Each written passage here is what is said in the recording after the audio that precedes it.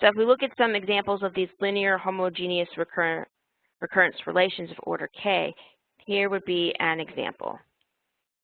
So suppose you have something like this. Here's your sequence, and it is 2 times the previous term plus 3 times the previous term plus, 5 times the term before that.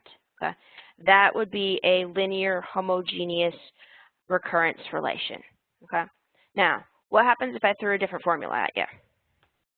So this one's linear because all the previous terms are all by themselves in their own little situation.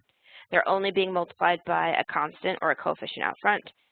The homogeneous part means there's no plus 3 plus 1 minus 4 at the end. And the order, anybody have a guess what order this recurrence relation is?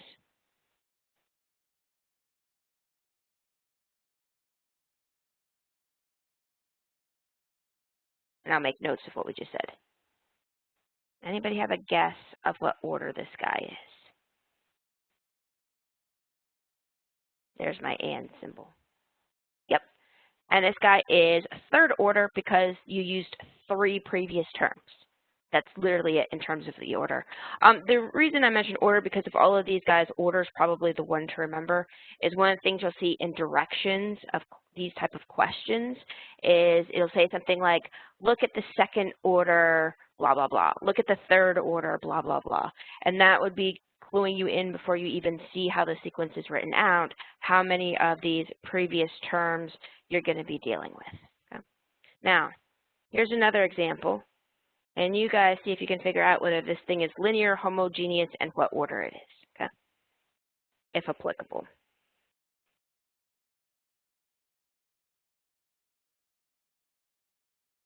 So this one is 2 times the previous term plus the term before that. And we're going to divide this by 4 times the previous term.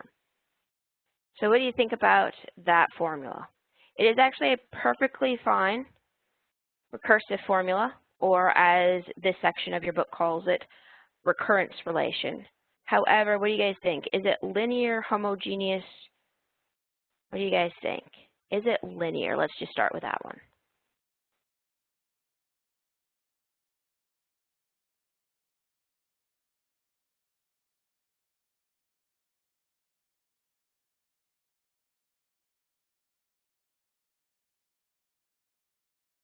The nice thing about that question is there's only 2 possible answers, yes or no. So what do you guys think? Is it linear? Is it not linear? So if we look at this guy, the top looks exactly where my little cursor is teeny tiny. The top is, so let me highlight. The top here, definitely linear. It matches exactly the format that we wanted right up here. However, what happens? It actually has a divide by, and it turns out that divide by, so that part at the bottom right there, makes this thing not linear. Now, if it's not linear, it turns out, especially if it's like it currently is with this fraction, it's pretty difficult to figure out the order. Although technically speaking, order can just be defined as how many of the previous terms you used. In this case, there is exactly 2 of the previous terms you used, even though they were written up funky, so you could call this 1 second order. Although in this format, you probably wouldn't. Homogeneous, again, if it's not linear, homogeneous has a tendency to be a little bit difficult to figure out if it's even applicable or not. But in this case, with homogeneous, it would definitely not be applicable. Anybody spot why I would say it would not be homogeneous here?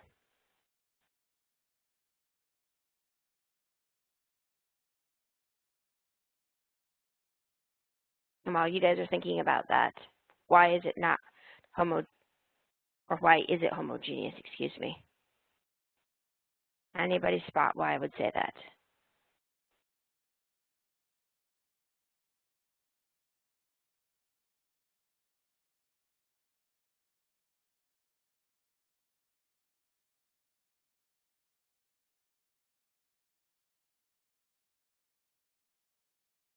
And I prepped up our next example. So remember what we said about homogeneous? Homogeneous was there was no plus a constant at the end. So that fraction, even though it's a mess, it's not even close to the format that we want. there isn't any term that doesn't have one of the A with the subscripts on it.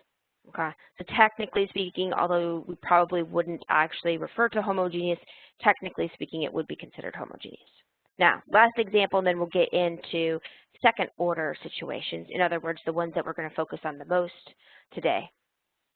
So you have that last example down there, and it says, hey, your sequence, the recursive formula for your sequence, or to use the other term, the recurrence relation for your sequence, is simply so an equals a subscript n minus 2 minus 4 times a with a subscript, or is that n minus 3 plus 1. So what do you think about this last one? Is it linear, homogeneous, and what's the order of the 3 questions we're going to ask? So first of all, do you think, is this last guy linear, not linear?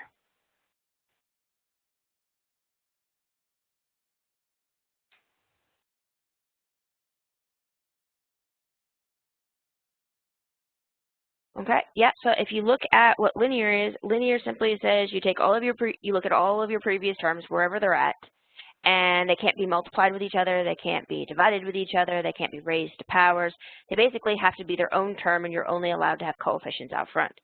So if we look at this guy right here, notice you have these previous terms, the a with the n minus 2 subscript and a with the n minus 3 subscript. Both of them are all by themselves, they're not on the bottom of the fractions, they don't have any exponents on them. The only thing that's being done to them besides being added together is they've got some coefficient. This one's got a coefficient of 1. This one's got the coefficient of the -4. So yep, this guy is totally linear. Now, we move on to our next thing. What do you guys think? Is this recurrence relation, this recurrence formula, is it homogeneous? What do you guys think? And then lastly, we'll look at the order. So what do you think about homogeneous? Correct. So this one is not homogeneous, and anybody spot what the offending feature is?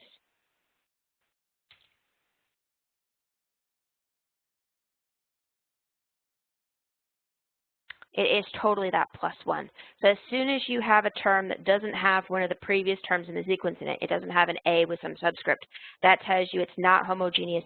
And it turns out if you have those pluses at the end, we can still deal with it just fine, but the formulas that we're about to have get adjusted, okay? So the formulas we're about to have are only going to work if you're linear.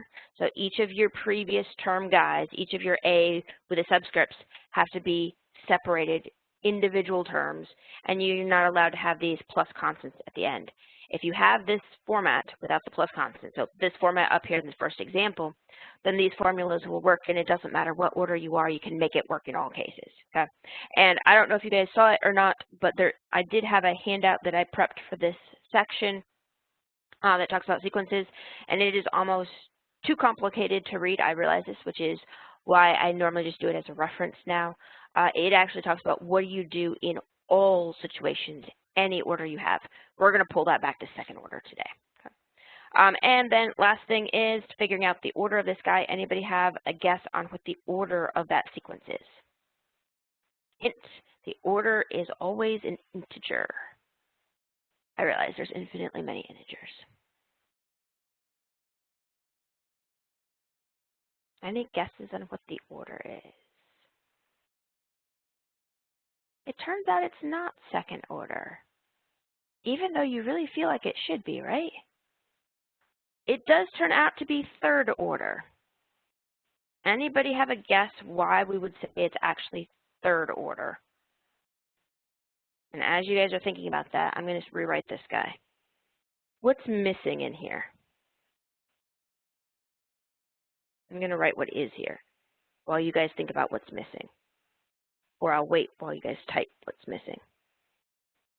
Yep. So what's missing here is the n minus first term. It is technically there, but with a coefficient of 0. So watch out, order. One of the ways to look at or spot order is if you look at the subscripts. Notice how all the subscripts are n minus something. That something that's being minused, the biggest number that's being subtracted off, that's your order. So that's one way to spot your order if you actually have missing previous terms, like what we did right here with this very, very first term having a coefficient of 0. Okay. All right, so that is a lot of theory and terminology. At the end of the day, the thing to remember, so If you forget all of these terms, here's the thing you have to remember. In terms of the formulas I'm about to give you, which is literally the very next thing, it has to be previous terms only, and you have to have only coefficients multiplied by the previous terms. You're not allowed to have anything more fancy than that. Okay? So if we then look here at the next bit, which is specifically for second order recurrence relations, these are only looking at the sequences whose recursive formula is what? It's only dealing with the previous two terms. Now, it doesn't matter what their coefficients are, it's only the previous two terms here. So notice I already prepped up an example with this guy where you have to be told what the first two terms are in the sequence. You actually have to have the number of first terms in your sequence. How many of those you need has to equal the order of your sequence. That way you'll actually be able to build the sequence. But this one here, notice second order, you use the previous two terms of your sequence. All right, so that's our setup. Now, in terms of the actual method, here's what you do. Okay. Now, when I say method, we want to give ourselves a little bit of a hint of what we're trying to do. The whole goal for today, and this is the goal for today, is we'll be given some sequence, we'll be given the recursive formula, or something easy enough that we could find it really easily. So we've got the starting point is we have the recursive formula. The end goal is we want that closed formula, or that explicit formula as your book calls it. And so the question, of course, is how do we get from the recursive formula of these more complicated sequences to the closed formula? Could we attempt to do it like we did back when we were dealing with sequences previously? Sure. It just is really, really difficult, which is why this method has been developed. Okay. So first thing you do is you build something called the characteristic equation, and let me go ahead and put comments here to the side. Okay. So the characteristic equation is where you take each one of your A with whatever the subscript is. It doesn't matter if it's the AN term or the AN-1 term or the AN-2 term.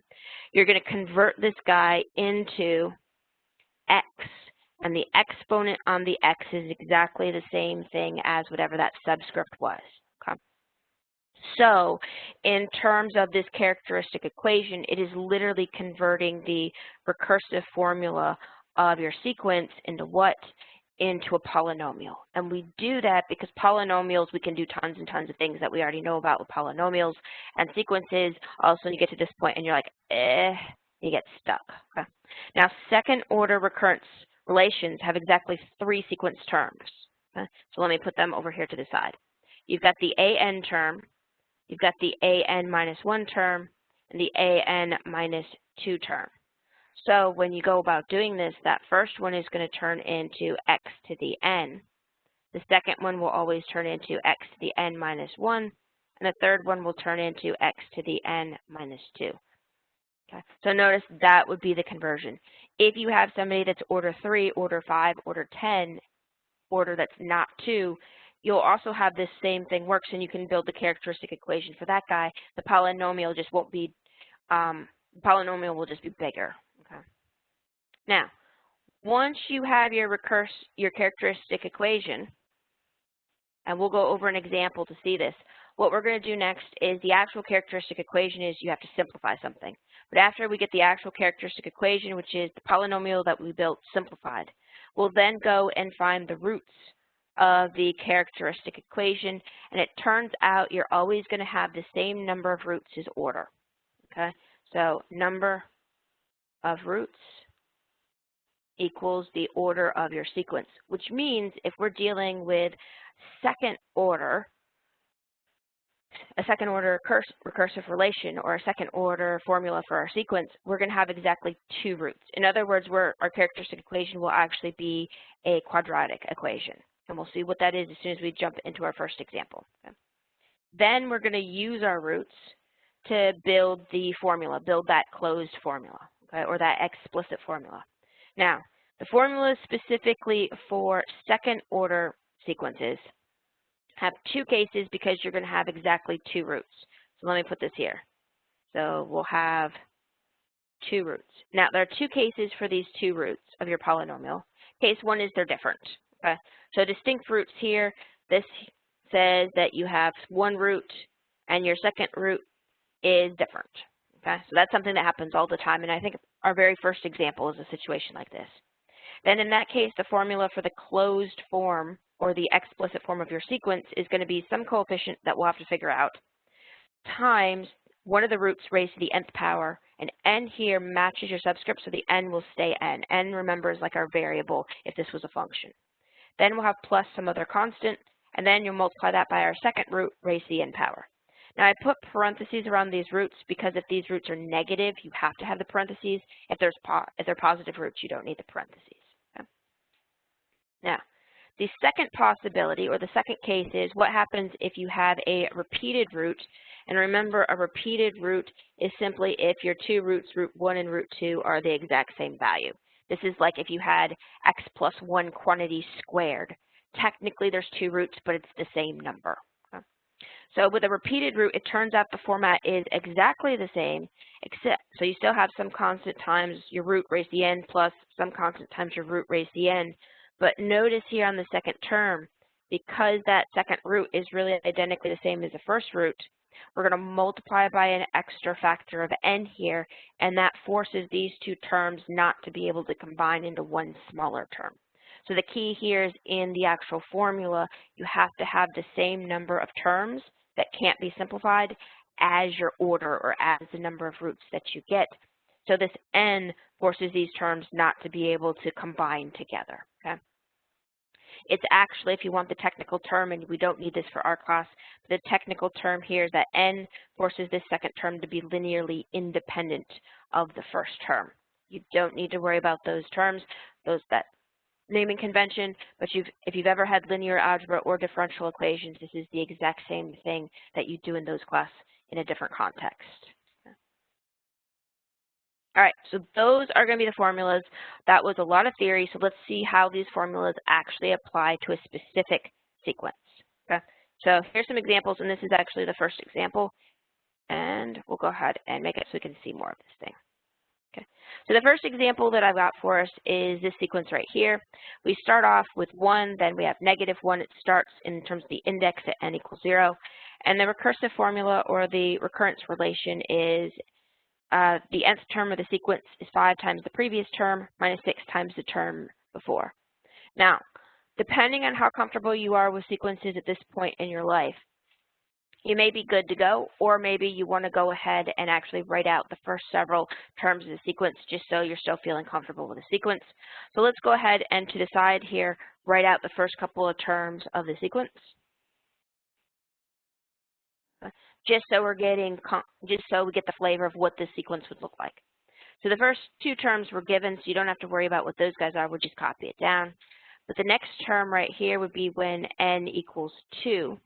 And when n equals 2, and I know that because n equals 1, n equals 0, n equals 1, is the first time when we need to use our formula. So remember, our formula says an or a2 equals 5 times the previous term minus 6 times the term before. So at this point, if we just plug in, notice what happens. Oh my. So the previous term is -1, so that would be -5. 1 times the 6 would be 6, so we'd have -5 minus 6, or -11. And then you'd keep going. So the next term here would be when n equals 3. So this would be 5 times the previous term, so that's -55. And then -1 times -6, so that's +6. So -55 plus 6, what is that, -49? And then you would keep on going, okay? Now, notice, if you keep on going, you're going to get some all over the place numbers. Maybe you go a few more and you say, hey, I want to try to find some pattern. With these, what are called Fibonacci type sequences, or these second order recurrence relation sequences, finding the pattern is a whole lot more complicated, which is why somebody came up with these formulas, okay? So let us go ahead and figure out what we would do. Well, if we use this I'm trying to decide what color, I had a total blank out. If we go ahead and use the method that we just said, the very, very first thing that we would do is step 1. So step 1 is find your characteristic equation.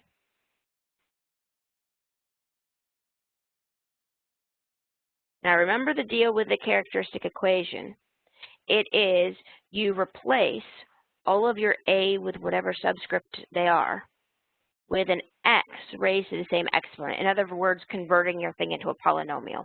Anybody happen to grab what our polynomial is in this particular case? I'll start off with the easy part.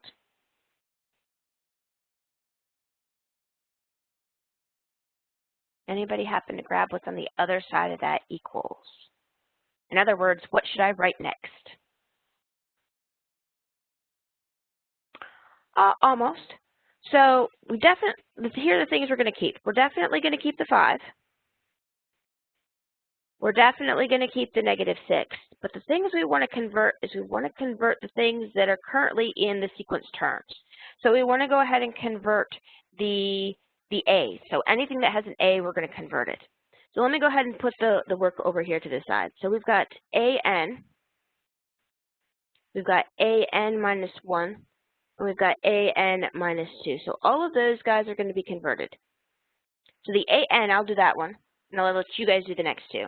The a converts to an x to make it jump into a polynomial, and the n, whatever's in the subscript here, that's going to jump up to the exponent. Okay? So that's the pattern. So any guesses what the an minus 1 would convert into? Hint, the a part's going to disappear. It'll turn into x raised to an exponent.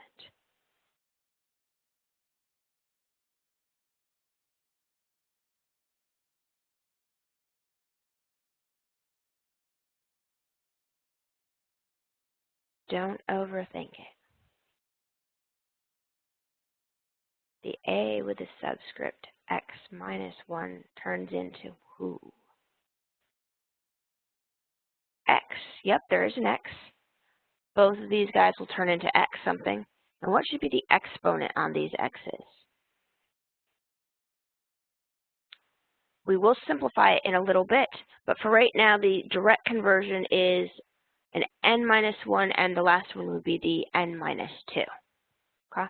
Now, we are going to simplify this, and as soon as we simplify it, we'll put the shortcut way method up here too. Okay? So that right there is the definition of convert, just using the definition to convert into getting a polynomial. Technically speaking, this isn't the characteristic equation yet, so let me convert us down to the characteristic equation. When you talk about characteristic equation, you are assuming that everything is on one side. It does not matter which side you move things to, although by convention, people have to move everything to the side that the an was on. So they move it all so that that leading coefficient, that x to the n, has a coefficient of +1. Now, what do you notice about these three terms? There's something that should be familiar about those three terms, or I guess another way of saying that would be common to those three terms.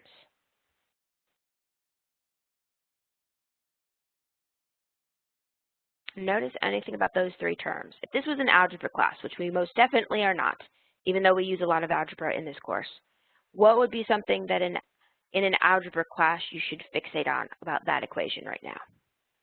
What's something you'd probably do all the time in an algebra class with this particular equation?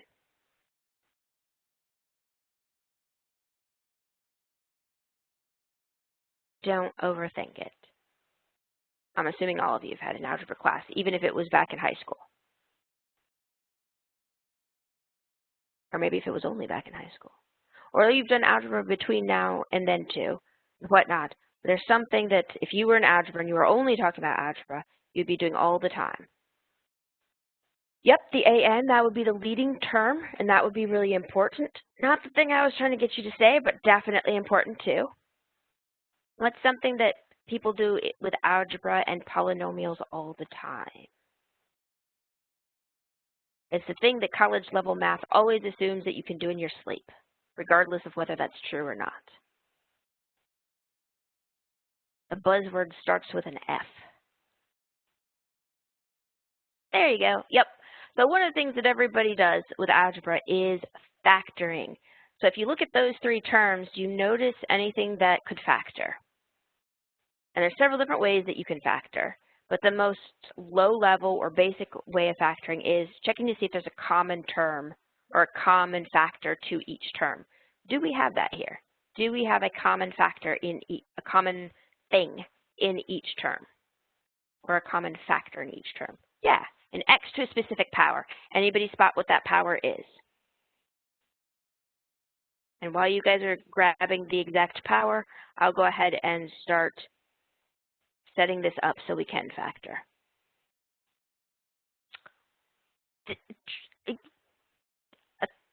Not what I'm going to write down, but yeah, that's probably almost definitely true. It's actually bigger than 1.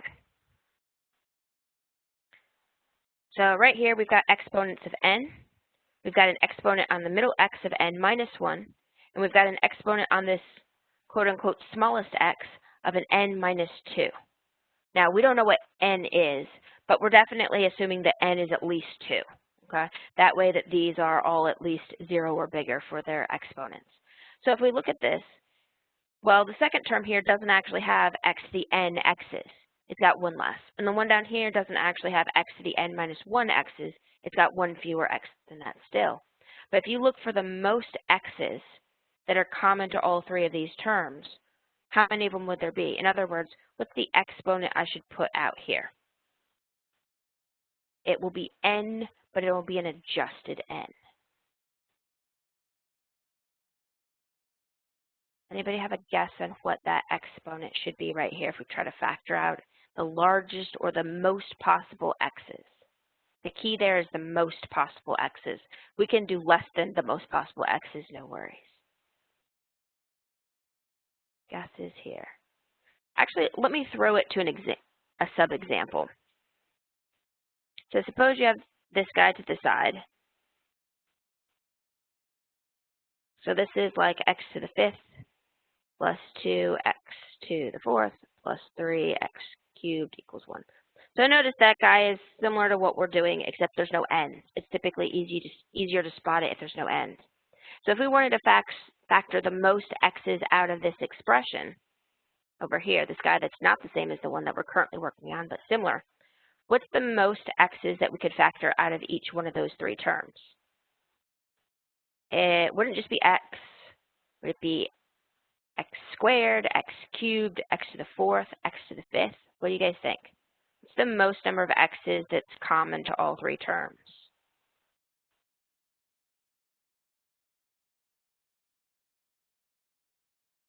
It would be.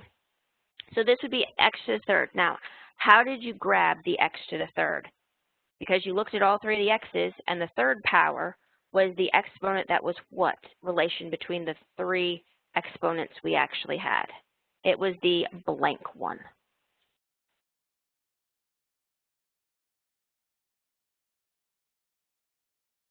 How did we grab that 3 just based off the exponents? Ooh, true, but not the buzzword that I was looking for. That's definitely the factor that's common to all 3. If you look just at the exponents, compare the highlighted bits. We had 5, 4, and 3. 3 is the, how's it related? Yes, it is the smallest one. So it turns out the common factor, or the largest common factor, is always going to be the guy that has the smallest of however many exponents you have, or the lowest one. Now, once you decide that you're going to factor out an x cubed, I'll do the easy part. That 3rd term up there will just be a plus 3 because you factored out the x cubed. But what about the 1st and the 2nd term? X to the 5th is now going to turn into x to what new exponent? It'll be x to the what?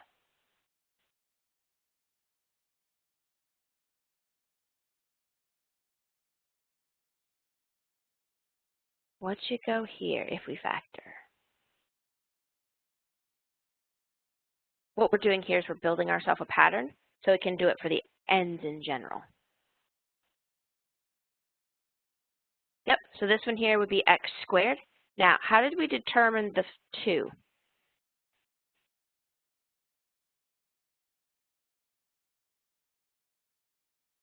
It is correct, and the middle term would be 2x. You got it. So it's whatever your original exponent is minus the exponent of the guy that you factored out, okay? So that's the same pattern that we're going to use. So if we look now back at the example we actually have been working on, or we're trying to get to, we have n, n minus 1, n minus 2. What's the smallest of those 3 exponents? So we're now taking this information that had actual numbers and pulling it over here. So what's of these three, who's the smallest exponent? N, N minus 1, or N minus 2? Don't overthink it. Hopefully you are all thinking N minus 2. Now why would I say N minus 2? Because if you subtract something, it gets smaller. And we subtracted 2, so that's the smallest one. Okay?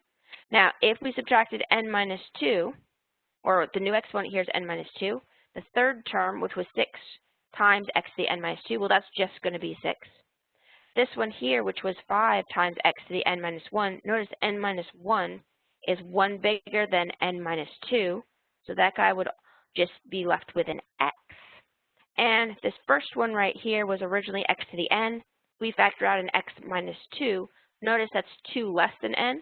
So that means there'll be 2 left on that exponent. Now, here's the deal. The actual characteristic equation is this guy, this x minus 5x plus 6 equals 1. That is your characteristic equation. Now, why do we scratch off the common term? Because when we find roots, this common term will just give us always a root of 0, and that gives us no information whatsoever. It's not that it's wrong. You could totally put it at the end here, but 0 raised to any power is still 0. 0 times any coefficient is still 0. So it gives you no new information whatsoever. Okay? So that guy is considered the characteristic equation. Now note, when you're dealing with second order, so here's our shortcut for second order, the an will always convert over to an x squared. The an minus 1 will always convert over to x. And the an minus 2 will always convert over to a 1. That is only true in second order. If you're third order, all of these things bump up by an exponent. The an would go over to x cubed. Okay? So this pattern right here works in all cases. This over here is the shortcut for second order. Now, once we have the characteristic equation, the next step that we want to do is we want to find the roots of the characteristic equation. So find roots. Now, a characteristic equation is just a polynomial equation. So the way you find roots is exactly the same way you'd solve for x. Okay? So solve for x in x squared minus 5x plus 6. So if you were asked to solve for x with that equation, what would you do? Or what should we do? Well, there's a bunch of different things that you could do. Typically with a quadratic, you've normally got two main ways that people look at it. You can either use the quadratic equation, which is totally fine, and you can do it every single time, or the other way that people look at it is factoring. Factoring fast quadratic equation works all the time, though, and factoring doesn't work all the time. So do you think we could actually factor this guy? Does it look possible to factor that guy?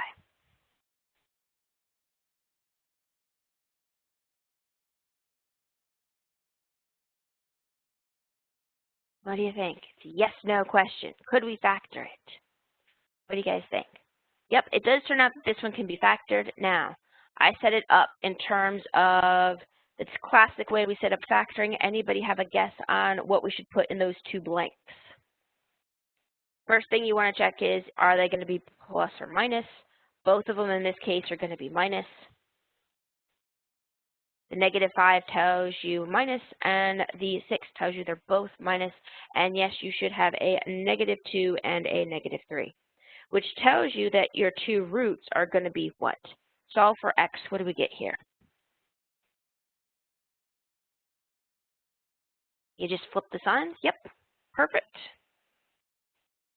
And those would be our two roots. And if you want to go ahead and label them R1, R2, you totally can. If you don't want to label them root 1 and root 2, also totally okay. All right? So third step is we're going to actually build the formula. So step 3, build the formula for the sequence. And this is where you have to check something. You look at your two roots, and you say, all right, are my roots identical or are they different? So in our case, did we get two different values for our roots, or are they the same value just twice? So are they distinct or are they identical? Don't overthink it. 2 and 3, they are what? They're two different numbers, so we have distinct roots. So that means if we scroll back up here to our formula, we are going to be looking at this distinct root case where the roots are different and use this formula right here. So we're going to raise each root to a power of n, and we're going to have some coefficients that we're going to have to solve for.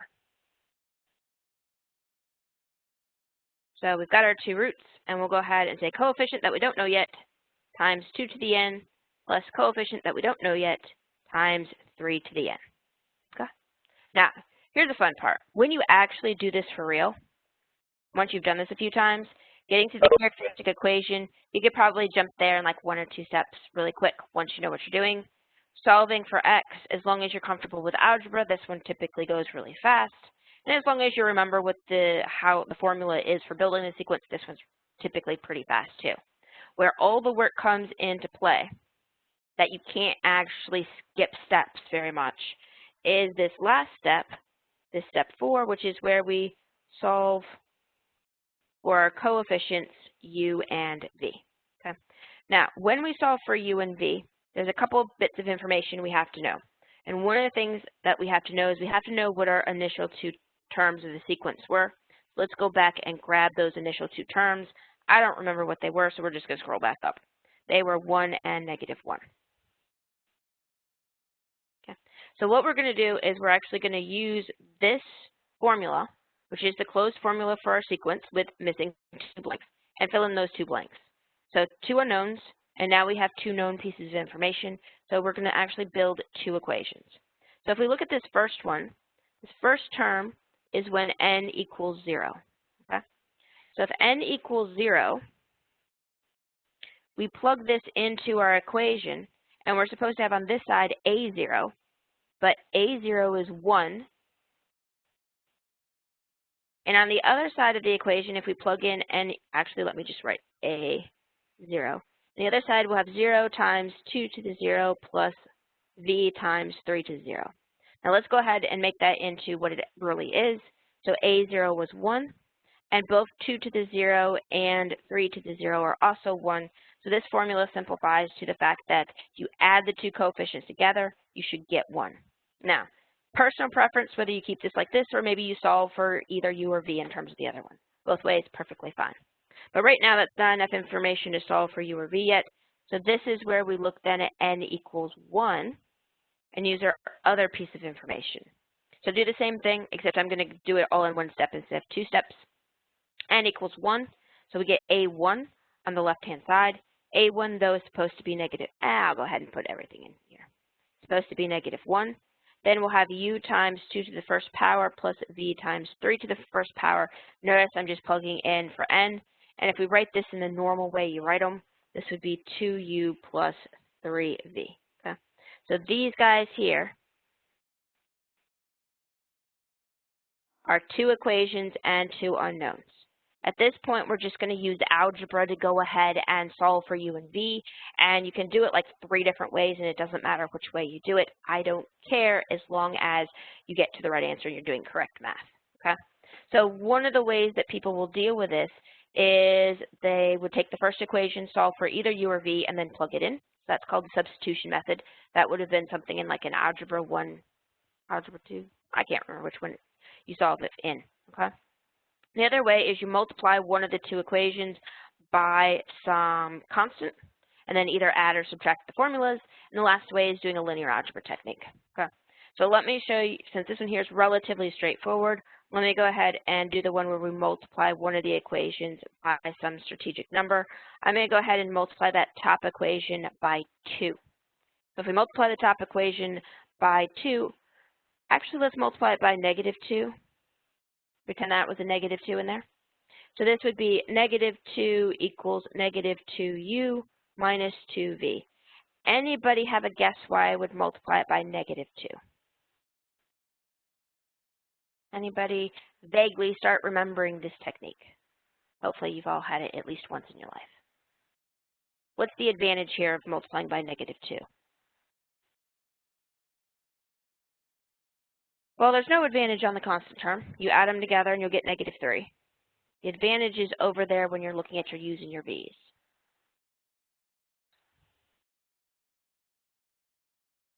So we're just going to add down. We add down the u's, what happens? Yep, the u totally disappears, and that's why I picked the -2 is on purpose to make the u disappear. Now, when we add the v's together, it actually turned out something awesome happened as well, and we'll just get a regular old v. So this tells us that v equals -3.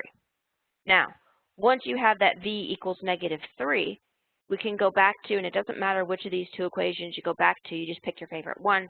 I'm going to pick on this top one. I know from that top equation that we could solve for u and got 1 minus v, which is 1 minus -3, or 4. Okay?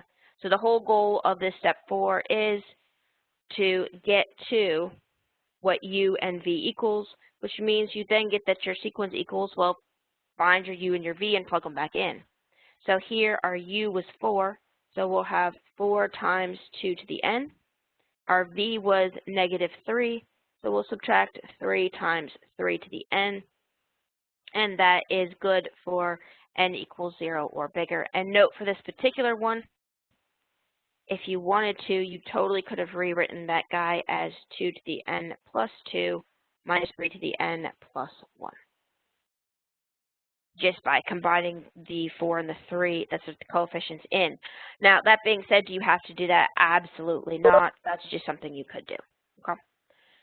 So that's the formula, and that format or that structure, that algorithm, that method works all the time. The only thing that changes is if you have right here, if you ended up with 2 roots that were identical, the way that you'd build the sequence is, well, you'd have to insert an extra factor then. Okay? That would be the difference. Questions? Make sense? Could follow what was going on okay?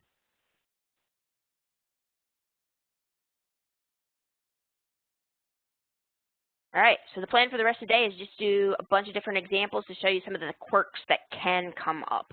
Okay? But this one here is a classic example. If you could follow what we just did in that one, you'll be, the only thing that could mess with your head in the future is just maybe if your roots are weird and funky and you have to deal with some weird decimals or fractions. Okay? So if we look at this next example, okay, so this sequence is take your new term is built from the previous 2 terms and you multiply by 4 and then subtract. Your first 2 terms are 1 and 7. So let's do this one a little bit quicker, okay? So first thing is make sure that I'm actually drawing in black. So if we do our characteristic equation, so this is the first thing, characteristic equation. I totally should have done that in a different color so it'll show up easier when we're looking at it. We did blue before. So 1, characteristic equation. So if we do the shortcut on the characteristic equation, the shortcut on the characteristic equation for order 2, so you have to check, is this order 2? Yep, we're good to go with a shortcut. You take your an, convert it into x squared. You take your an minus 1, convert that one into x, and your an minus 2, convert that one into 1. In other words, if you've got all of the terms for whatever order you have, the order of the sequence is the highest exponent, and that's after the cancellation that we're skipping that step. And then you have all of the x's down to just a constant term. Now, this isn't the characteristic equation yet. You want to go ahead and move everything to one side. So if we move everything to one side, we will get that equation. Now, second step is we want to find the roots of the characteristic equation. So what do you guys think? Can we find the roots there? The easiest thing is to factor, so I guess I should rephrase. Can we factor that equation?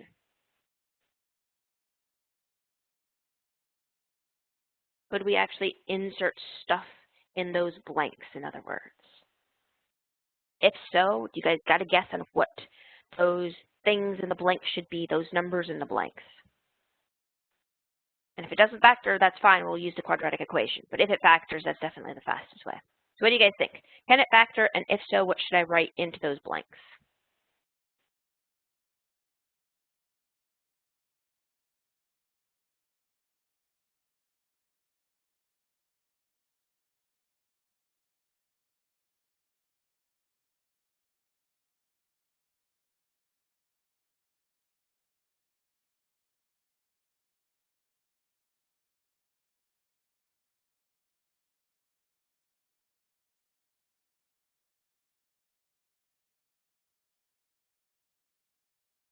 I am now worried. Oh, excellent. It took you guys a little longer to type. Yes. So in terms of what you guys sent in, yes, it should be -2 for both. This plus at the end here tells you the plus or minus will be the same on both of them. The negative tells you that it's going to be negative for both of them. And then 4 here, 2 times 2, or -2 times -2 is 4. And 2 plus 2, or -2 plus -2 is the -4. So yes, perfect. Now, if you solve for x, that means in both cases, you are going to get 2 and 2, and this would be an example where you have what? You have a duplicated root. So some people prefer to write it in the condensed format, which would just be the x minus 2 squared. So if you have this where you've got 2 or more factors that are the same, each factor has its own copy of the root. So these are no longer distinct roots.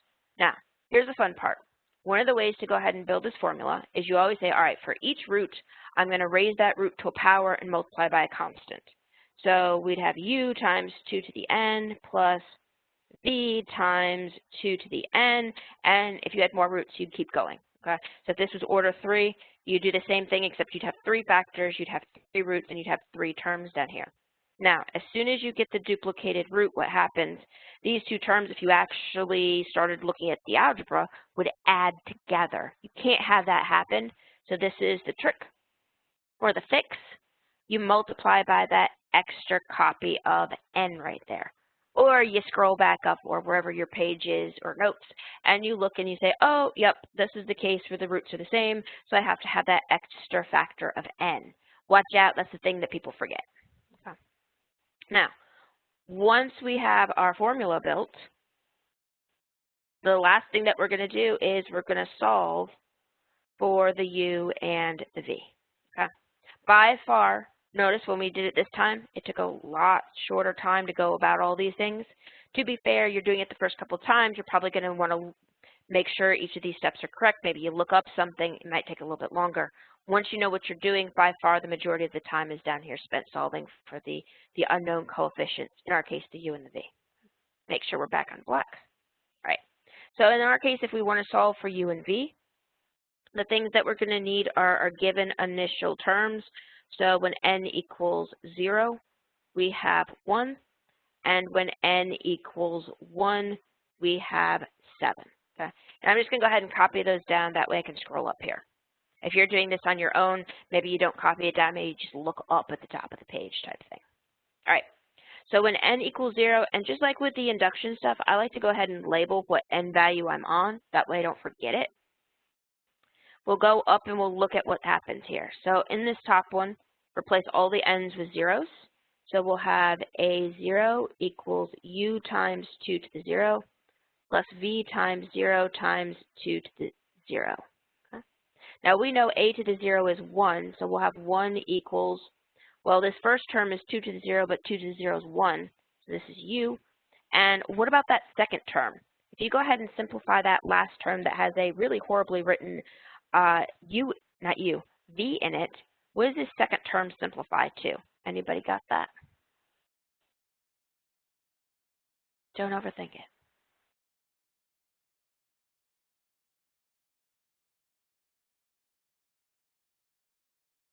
Yep, this one would just simplify to 0, simply because we've got that 0 right here when we plugged it in for n.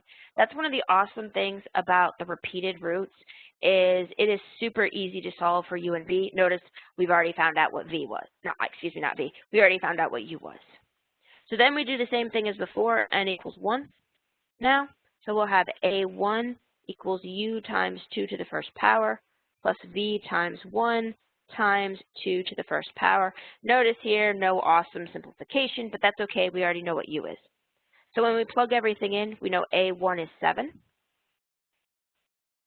We know u is 1, so we have 1 times 2, or 2. And this last term now, if we simplify, is v times 1 times 2, or 2v. Could we actually solve for v at this point?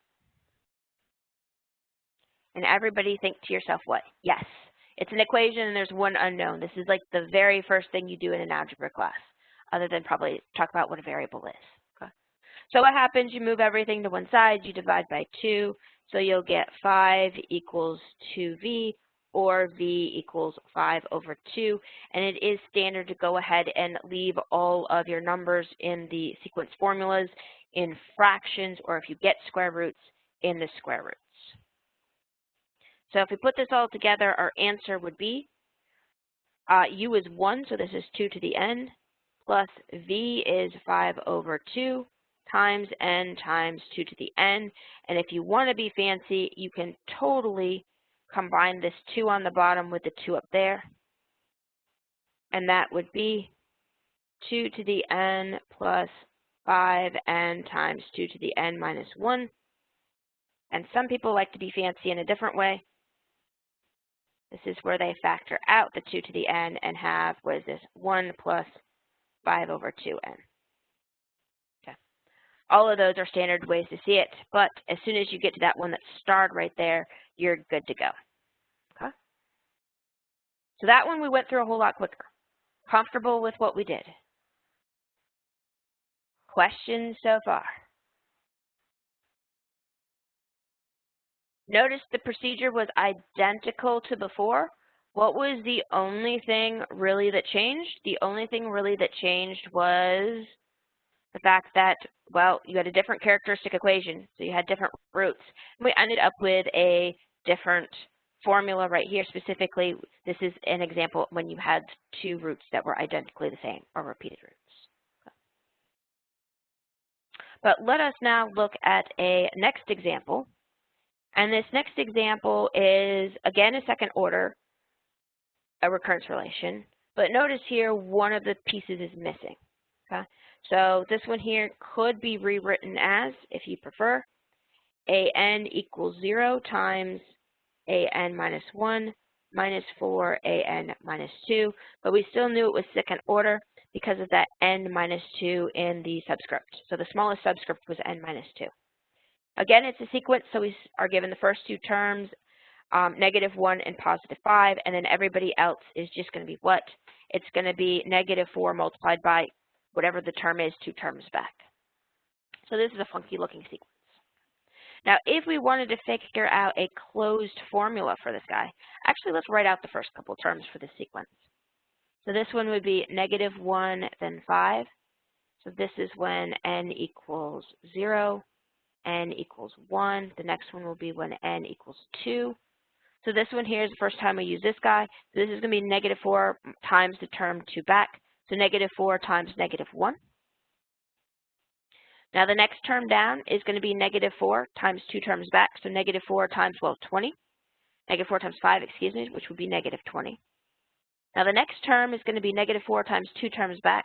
So -4 times +4, so that would be -16. And since I'm running out of page here, it keeps on going like that. Okay? And the next one would be what? +80. Okay? So you keep multiplying by 4s, and the sign is going to flip-flop back and forth between positive and negative. It might, in this particular one, people might actually say, hey, maybe for the closed formula, I do a piecewise function because that's something that I can easily write down because I know it's just going to be multiples of 4. It's going to essentially look like a geometric series on every other term, but 2 different geometric series merging. But terms, positive, negative, but all integers. Anyway, that's an aside. Let's actually get into the closed formula. So this is a linear equation. It's homogeneous. It's second order. That means we can totally do the same thing that we've been doing. And specifically here, we want to look at our characteristic equation first. Anybody have a guess on what the characteristic equation would look like here?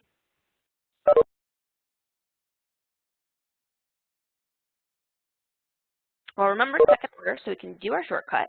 So we can say, hey, an will convert into x squared.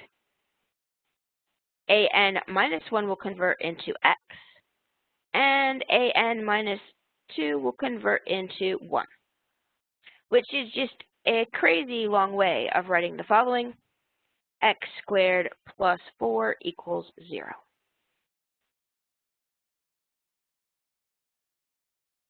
Now, that takes care of characteristic equation, but before we move on, because this one was a little bit different because we had that term that had a coefficient of 0, in other words, we were missing a term. Quick check to make sure that you guys are comfortable with that characteristic equation. Questions before we move on to finding the roots?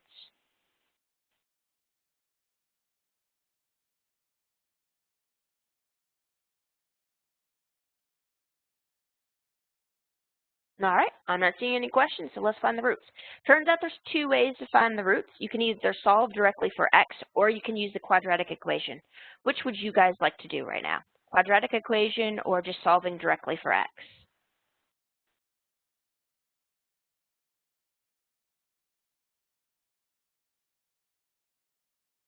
So that is a vote out to you guys. Which would you prefer, quadratic equation or directly solving for x?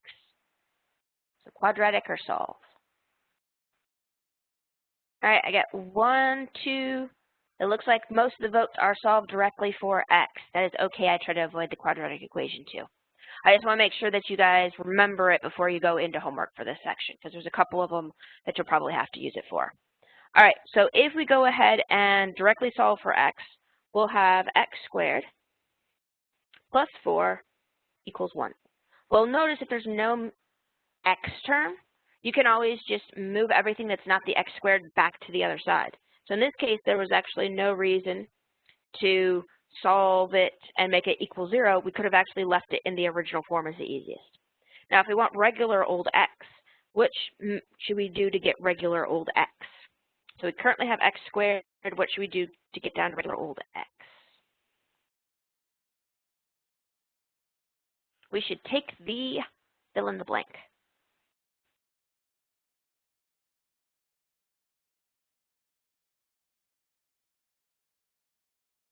Take the what? Of both sides. In other words, if you were trying to tell somebody what to do, what would you tell them to do?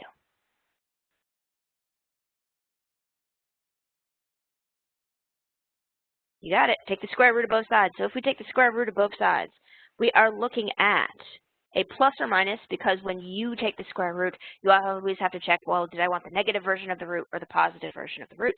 And we're going to take the square root of -4. We are one of the few 1,000 level classes in our college that has to deal with this. Congratulations. Pull out those things that you might not have dealt with in a little while.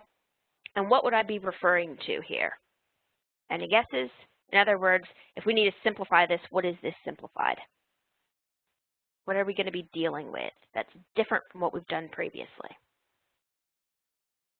You got it. We are going to be dealing with imaginary numbers. So if it's been a little while since you've dealt with imaginary numbers, let me go ahead and put it over to the side for you. Square root of -1, remember, is the imaginary number I. You treat everything else the same. It's just a square root. You just have to deal with that negative. So here, this is exactly the same thing as looking at square root of 4 times square root of -1. So square root of 4 is 2, and we've already dealt with a plus or minus out front, and the square root of -1 is I. So we have two roots. We have the positive 2i, and we have the negative 2i. Okay? It turns out that, yes, it is totally fine for these roots to be integers, like our past two examples. It's totally fine for them to have imaginary numbers in them. It turns out it still works out just fine. Weird, but true. And it's also fine if they're weird things like dealing with fractions and square roots that you would get out of the quadratic equation as well. Okay? So this formula totally works if there's an imaginary number involved, and this example is going to show you how you deal with it. Okay? So it turns out you don't have to worry about dealing with it other than making sure you manipulate them just fine. So when you build your formula, you just plug in those roots the same as you would if they were integers or fractions. So if we plug it into the formula, we'll have an equals some unknown u times one of the roots. Don't forget to raise it to the nth power. Plus v times the other root, which was -2i. Remember, the plus or the minus up here means there's actually two guys.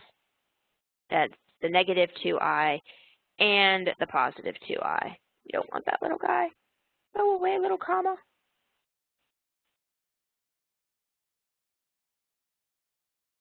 Okay. Now notice since they're two different numbers, because one's negative and one's positive, this is the distinct root case, so there's no extra copy of n down there. Okay. Now, last part, and this is the part where all the work is, just like in all of the other guys, we are going to solve for or find u and v. So this, I missed a word. solve for u and v. Now this is where you do have to pay attention a little bit with your imaginary numbers, is down there in the algebra step where you actually have to manipulate them. But in terms of what we're actually going to do, no different than before. Remember that our A0 was, what was A0 in this example? -1, and A1 was 5 in this example. So when we go ahead and plug things in, we'll have n equals 0 that we'll deal with, and then n equals 1. So n equals 0, we have A0 equals u times 2I to the 0 plus v times 2I to the 0. One of those was negative. And notice when you simplify, you'll get -1 equals 0 plus v. Super awesome to start at n equals 0. Now, I would definitely recommend anytime you're dealing with imaginary numbers, right here, go ahead and solve for either u or v. It doesn't matter which one. Do you guys have a preference? You want to solve for u or you want to solve for v? So this is your vote. Who do you want me to solve for, u or v? It doesn't matter. All right, so I got to vote for u, so we'll solve for u. So this would be -1, just move v to the other side, -1 minus v. And if you solve for v, it would literally look the same thing. It'd be v equals 1 minus u. Okay. Now, second thing, so this is the guy that we're going to be using. So second thing that you do is you plug in the next n value. So you use your second term of the sequence. And this would be if you plug it into the formula, A1 equals u times 2I to the first power plus v times -2I raised to the first power. And then we'll plug in everything we know. Well, A1 we know is 5. Then we have u, but we know what u is. U is -1 minus v, and that's going to be multiplied by 2I. So we'll have to deal with that in just a little bit. And then plus v times -2I. Okay. Now, since we already plugged in u equals -1 minus v, notice in this equation right here, and I'm going to go ahead and star it, that starred equation has what? Yes, it has imaginary numbers I, but they're just constants. They may be square root of 1, but they're just some constant. So the only unknown, the only variable, the only thing we're trying to solve for is v. So you've got one unknown, the v, in one equation. We just now have to solve for v. Okay? So this is the same thing that you would have done in a basic algebra class. You got to put all the v's on one side, done. You got to then combine all of your terms with v's in it, so that we still have to do, and then you'll divide out by whatever the coefficient on v actually is. Okay? So next step is to expand. So we'll go ahead and multiply this 2I on both the two terms, -1 and the -v. So this is -2I minus 2I times v. And then we have over here on this last term is also a 2I times v. Now, if we move this to -2I, the one with no v, to the other side, we'll get 5 plus 2I. And on the right-hand side, if we combine the -2IV and then another -2IV, notice that's -4I times v. Okay? Everybody okay so far? Any questions so far?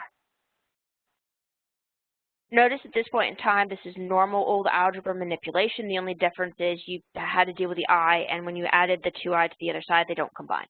Okay. So next step is we'll go ahead and divide by the -4I to solve for v, and that's where things are going to change because it's imaginary. So if we go ahead and solve for this guy, I'm going to flip the sides. So v here is going to equal 5 plus 2I, all divided by -4I. So that was no change. So here's the difference with imaginary numbers, and I'm going to go ahead and put in a comment here. With imaginary numbers, you're not allowed the I in the bottom of the fraction or in the denominator.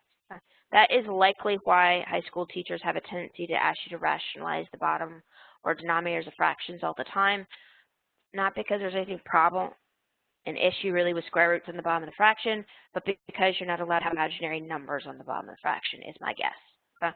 Now, if we want to fix this guy so there's no imaginary numbers on the bottom of the fraction, any guesses what we would do to fix it so there's no imaginary number, there's no I on the bottom of that fraction? Any guesses?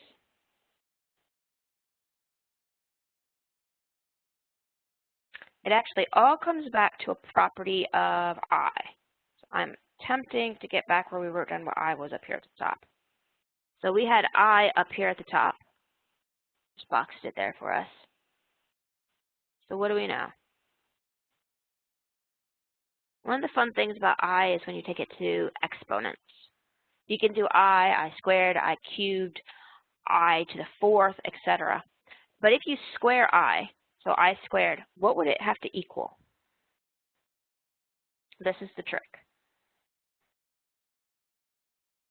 Anybody have a guess what I squared equals? Yep. I squared just gets rid of the square root, so just be -1. Now, why would I say that's useful down where we're at, where we want to not have i's in the denominator? Why would knowing what I squared being equal to be useful for us? What can we do? Well, we're going to want to change up the fraction somehow. And if you change up a fraction, you have to do the same thing top and bottom. So we're going to multiply something on the top, and we're going to multiply something on the bottom of the fraction. So the question, of course, is what should we multiply on the top or the bottom of the fraction? So you guys tell me, what should I multiply that's the same on the top and the bottom of the fraction? Remember, the goal is to get rid of I.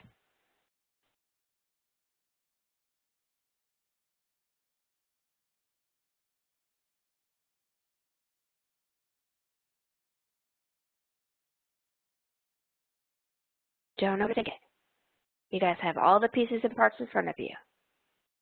If you want to get rid of that I on the bottom of the fraction, we're going to multiply the -4i on the bottom of the fraction by something. When we multiply by something, the I will disappear from the bottom of the fraction. So what should we multiply that denominator by?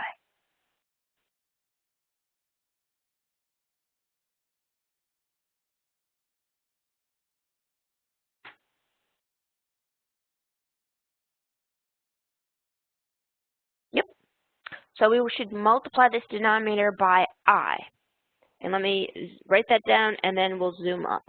So the reason to multiply it by I is, I think that's the right size.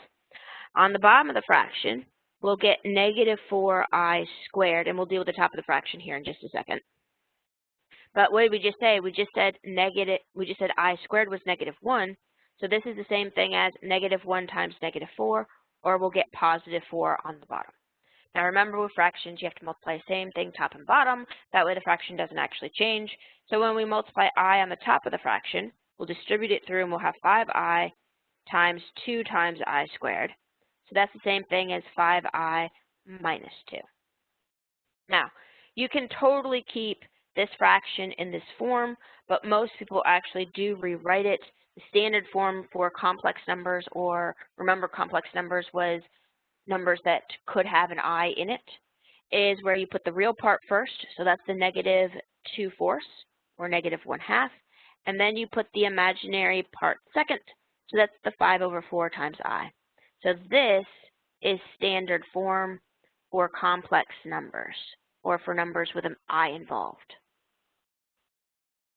And if you ever have to code with complex numbers, it is typically broken up, or you have to manipulate the real number and the complex number separately. Big mistake I did one year. I actually had a project that dealt with you guys, or the students that semester, building these formulas, and I hadn't checked to see if they dealt with complex numbers before, and everybody freaked out. So yeah, these complex numbers, they do have the real part and the imaginary part. This being the real part, that being the imaginary part. Now, once you have what your V is, you actually could come all the way back here if you wanted to. What are we going to do? We're going to figure out what U is. So U was -1 minus V. So if we put this together, that's -1. And then if we subtract what we just found, we'll have subtract -1/2 plus 5/4i. Notice there's no I in this -1, so it's not going to touch the imaginary term. So we're only going to be combining those first two terms together. So the imaginary term stays, that 5/4 I, the negative, because we'll distribute this negative through. So we'll have -1 plus 1/2. Well, -1 plus 1/2 is exactly the same as negative 1/2. Okay? So that would be the u and the v. Now, put this all together. So then our term right here is going to be u, which was negative 1/2 minus 5/4 I, times the root, positive 2I raised to the n, plus the v, which was negative 1/2 plus 5/4 I, times its root, which was negative 2I raised to the n.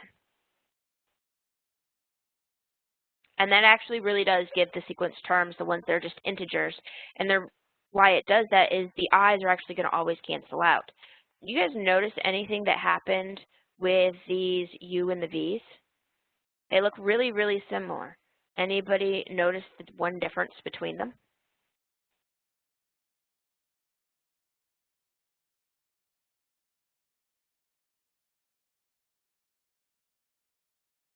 There's a buzzword. I don't care if you remember the buzzword or not, but anybody notice how they look very similar or what's different between the two coefficients?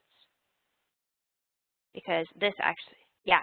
So the official word is those two guys are conjugates, and conjugates mean what? It means they look identically the same, except between the two terms, one of them is positive and one of them is negative. This is the same thing that happens when you use quadratic equation. You get two roots. They actually are often, if you get imaginary roots, they're conjugates as well. So this here, it turns out if you have imaginary roots, the u and the v are also going to be conjugates of each other, or they should be conjugates of each other. And it turns out here that the two roots are also conjugates of each other. And by having that sort of double conjugacy, it's not really a word, that those conjugates involved, what that means is conjugates cancel when they start multiplying together. And specifically the parts that cancel are going to be all of your terms that just have an I involved. So if we went and we plugged in 0 here, well, those two added together will, of course, give you negative 1. If we plugged in 1 here, what will happen is you'll get kind of a mess, but all of the terms with I are just going to completely disappear, and we'll get back our 5 that we wanted. If we plugged in an n equals 2, which I totally don't want to do, these guys will be regular integers because the i's will be squared. And these guys, because they're conjugates, all of the part with I will cancel out again too. Okay.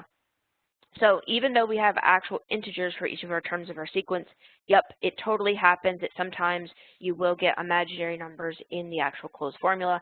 No lies, that's not something I would ever guess. Okay, so if you were trying to find a closed form for this thing and you start guessing around, there are some times when guessing just probably isn't going to get you to the right answer. Okay. Questions make sense, kind of feeling okay a little bit. One of the things, and I don't think it's visible yet, so I'll get all of the resources put together for sequences and make sure they're all visible for you guys after class. One of the resources I have for this section is where you can go online, and it's essentially a calculator for imaginary numbers, and you can go back then and double check some of the arithmetic. Go in and take this formula, plug it in there, plug it in for like n equals 2 or 3, make sure it really gives you those integers of your sequences. Okay. So I'll go in and make sure that that thing is available. I don't think it's currently visible up on Canvas. All right, so for our next question, some of you guys have already found it, but not everybody.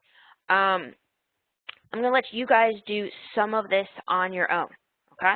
So for this question, we're going to go through the exact same thing. We're going to find the characteristic equation. We're going to find the roots of the characteristic equation. We're going to try to build the closed form.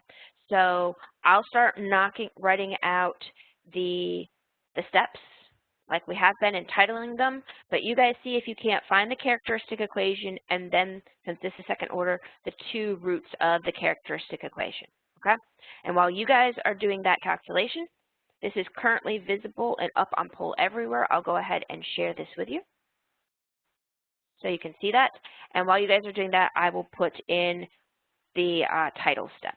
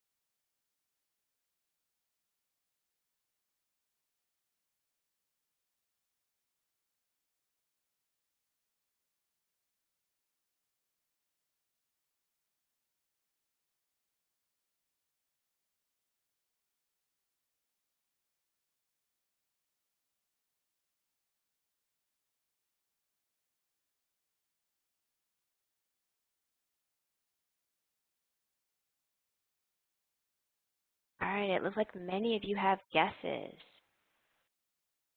Looks like everybody except for one.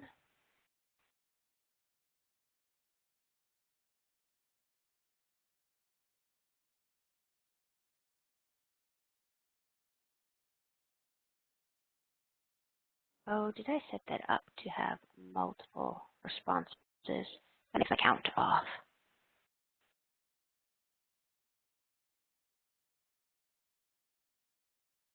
Ah, yep. So my count's off. Never mind. You can pick as many of those as you want. So that means my total result at the end there is going to be off.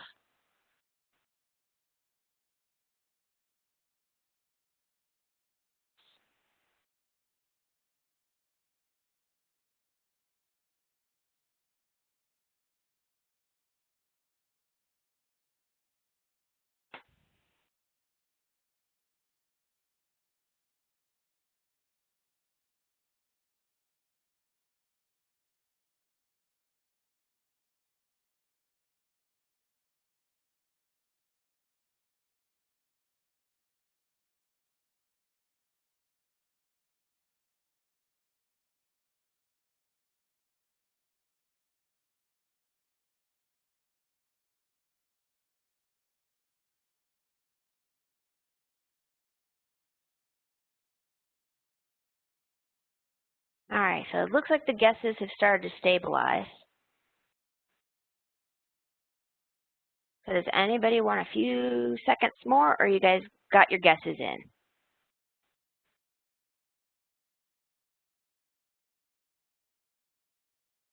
All right, it looks like that's stabilized. So let us go back and I will share with you what I started to do while you guys were just guessing. All right, so first thing is we want to grab our characteristic equation. Remember, you go ahead and you switch out your ANs with X's. So the shortcut with second order is AN goes to X squared, AN minus 1 goes to X, and AN minus 2 goes to a constant. Okay? Now, I went ahead and moved it all over to one side, and then we need to factor it. So when we went ahead and factored this thing, hopefully you were getting -1 and -1. So this one went back and you could factor it. Just as a reminder, if you wanted to use the quadratic equation, since we actually didn't have an example where we had to use it today, this is where you have ax squared plus bx plus c equals 0, x equals -b plus or minus square root of, is that b squared minus 4ac all over 2a. Okay. We didn't need them for any of the examples today, but if you do need it in the future, remember, you can always use that guy to jump straight to your roots, which meant in this case, our two roots were identical, and they should have both been 1. Now, it turns out if you have a root of 1, that's special. Okay? Notice when we plug it into our formula, we have u times 1 to the n plus v times 1 to the n. And remember, there's the extra factor of n there because they were the same root, or they were duplicated roots. But this is exactly the same when you simplify it as u plus v times n. It actually bumps it into a polynomial form. Well, when you have that polynomial form, solving for u and v actually turns out to be super duper easy. If you go ahead and plug in n equals 0, notice what happens. You'll have a0 equals u, or 3 equals u. I'll go ahead and put in the details like we did before. And if you go ahead and solve for n equals 1, what happens, you'll have a1 equals u plus v times 1. Well, a1 here was 1 for this sequence, u was 3, so we can totally solve and find that v is what, -2? So when you plug that in, what you'll get is the actual formula is u, which was 3, minus 2n, and that works for all values of n. Notice that is exactly the same format as an arithmetic sequence. So this guy here was a very stupidly written guy that really should have just been an arithmetic sequence, okay, as opposed to be written as a second order recursive relation. Okay. But that would be the crash course in terms of second order, guys. I'll go ahead and post some extra examples because I've got some extra work examples of what would you do if it was third order above, and it turns out it is literally the exact same thing. The only thing that would change is your characteristic equation won't be a quadratic, it'll be a higher degree, and you would get more roots. Remember, same number of roots equals the order. But that right there is literally everything that can happen if you're a second order recurrence relation. The only thing really that would change in terms of things that you would see in stuff like homework would be not necessarily all the roots are integers. Maybe they're fractions or they have square roots in them. We did integers for time's sake. Okay? But that is everything for today. I'll go ahead and hang out if you guys have some extra questions, but that's it. We're done.